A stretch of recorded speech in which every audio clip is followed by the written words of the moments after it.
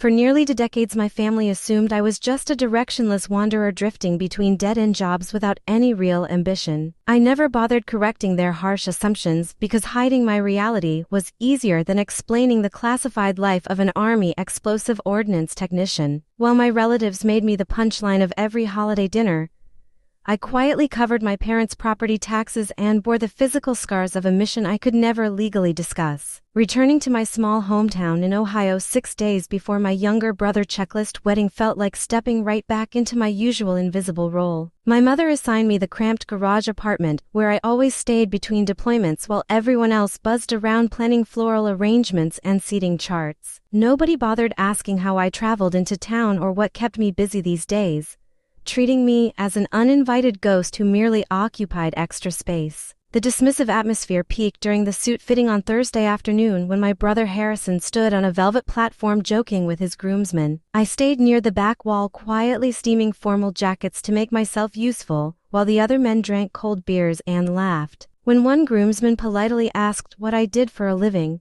Harrison scoffed and announced to the room that I lived off our parents' generosity without ever holding a real career. My father chuckled into his coffee cup, while I silently pulled another jacket off its wooden hanger without showing any visible hurt. Years of hearing the exact same insults had turned their cruel comments into background noise that no longer possessed the power to sting me. But as I reached across the table, my left shirt sleeve slid upward under the bright fluorescent shop lights, exposing thick layers of grafted skin near my wrist. Harrison's best man Vance suddenly stopped laughing and stared directly at the deep pink tissue covering my forearm with absolute shock. I pulled my cuff down quickly and claimed it was just an old workplace accident, hoping to dismiss his sudden intense curiosity. Instead of dropping the topic, Vance stared into my eyes before turning around and walking outside to place an urgent phone call with his hands trembling noticeably. 20 minutes later, two unfamiliar men, wearing casual clothes, burst through the front door of the shop looking completely breathless and disoriented. One of them locked eyes with me from across the room and whispered my old military call sign,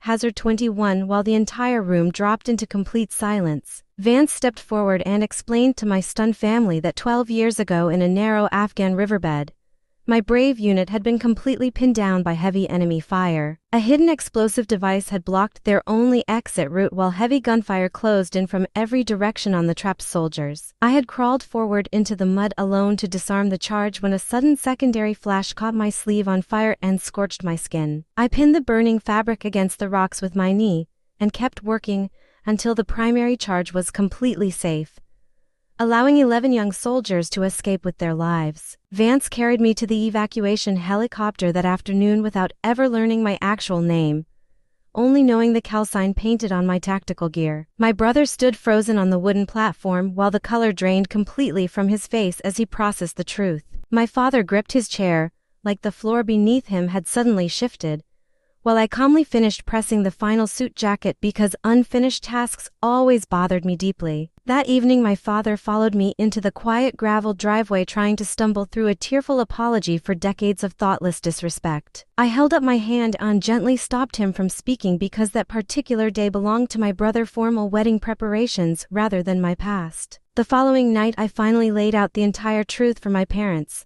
starting from the day I enlisted at 18 to save their failing hardware store from total bankruptcy. I explained how I rejected college so they could afford my brother education, detailing my 4 overseas deployments and 11 painful months in a burn ward.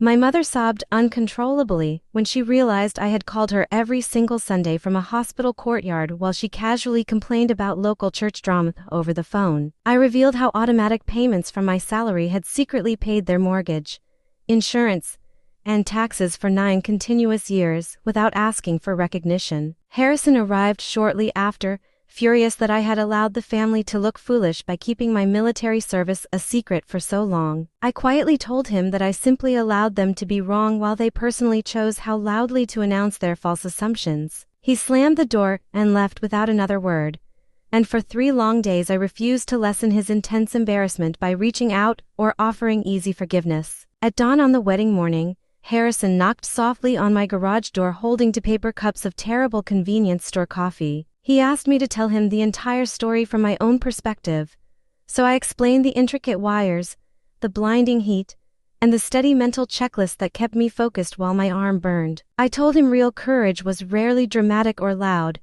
but rather the stubborn determination to take the next necessary step regardless of fear. My brother hung his head in deep shame and admitted he had publicly insulted a person who saved his best friend's life on the battlefield. He acknowledged that he did not deserve immediate forgiveness, but vowed to prove his changed perspective through quiet actions rather than empty promises. Over the next 2 days, he quietly moved my seat to the primary head table and stripped every mention of my military history from the personal wedding website. He politely asked my permission before inviting 2 of my former platoon mates and strictly promised there would be no grand public spectacles in my honor. During the reception dinner, I found a plain white card resting beside my plate containing 11 handwritten names from Vance without any decorative text or dramatic explanations. It was simply a list of the men who walked out of that dangerous valley alive that afternoon because I chose to crawl forward into danger. When Harrison stood up to give his best man toast after dinner, he turned toward my table with genuine respect shining in his eyes. He thanked the person who taught him that showing up for family is quiet work you perform long before anyone notices your effort. He shared how I protected our family in ways he never bothered to ask about, lifting his glass high before quickly looking away to give me privacy. Later that night my father approached me on the dance floor and admitted he had shared the wrong story about my life for nearly 20 years. He promised he was completely finished making up false narratives and simply wanted to spend the rest of his days feeling genuinely proud of my sacrifices. Near midnight I stepped outside to share a single quiet drink with Vance and the other visiting veterans, while warm string lights glowed gently overhead. We stood together in the crisp air chatting comfortably about basic roofing jobs and local youth baseball, without any unnecessary salutes or formal speeches. I casually rolled my left sleeve up to my elbow, letting my jagged graft scars rest opally in the soft light while normal life continued around us. Nobody stared or asked awkward questions, and that peaceful ordinary moment felt immeasurably greater than receiving any military medal or public parade. For years I kept my physical scars covered to protect my relatives from uncomfortable truths, but exposing them was never about revenge or grand confession. It was simply about allowing my authentic life to finally breathe freely without hiding in the dark to keep other people comfortable. The next morning I boarded the early express bus with a single duffel bag, knowing my family respect arrived late, but my true personal worth had never required their approval.